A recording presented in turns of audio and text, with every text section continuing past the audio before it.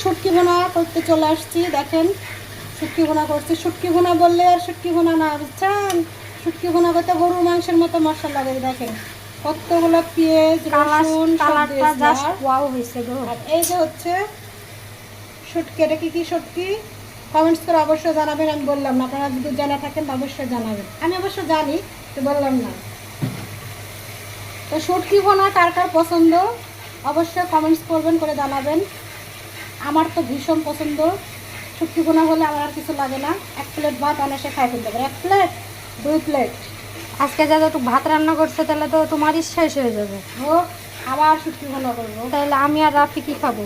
তুমি আর আপনি ডিম ভুনা খাবা, ঠান্ডা ভুনা খাওয়া, ঠান্ডা ঠান্ডা ঠান্ডা ভুনা খাওয়া। তো গাইস অবশ্যই অবশ্যই কমেন্টস করবেন। আর আপনাদের দেখে যদি ইচ্ছা করে খেতে, আমার কোনো দোষ নাই, আপনারা চলে আসবেন। চলে আসবেন। আর সবাই ভালো থাকবেন, সুস্থ থাকবেন। আল্লাহ হাফেজ, বাই বাই, টাটা।